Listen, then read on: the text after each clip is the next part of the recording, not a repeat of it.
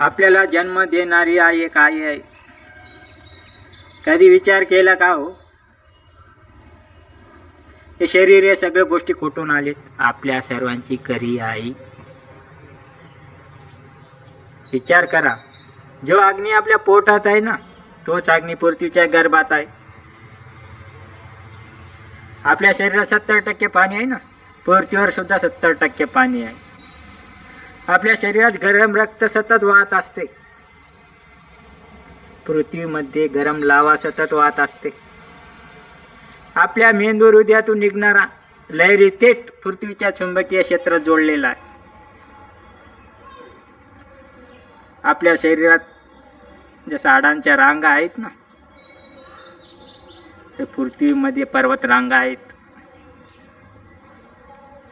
दोन्ही आधार, दोन्ही राजा आहेत. या पृथ्वीला जसा ऑक्सिजन जीवन ठेवते, तसाच ऑक्सिजन आपल्याला जीवन ठेवते.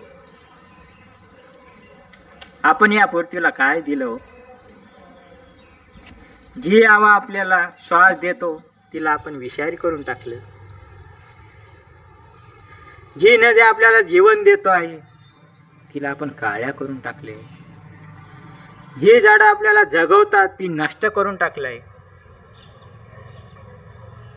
आपल्याला लागलं तर रक्त येतं.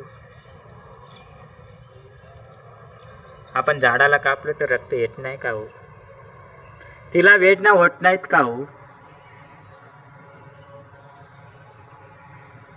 पृथ्वीला कापलं तर तिच्यातून ज्वालामुखी बाहेर पडतो.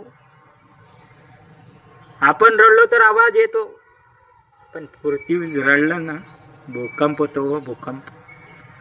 निसर्ग आदरतो. एकच सांगतो, त्रास देणं बंद करूया, नाहीतर आपल्याला विचारेल, हे मानवा, तुला सगळं दिलं रे, तू मला काय दिलंस रे? विचार करण्यासारखी गोष्ट आहे.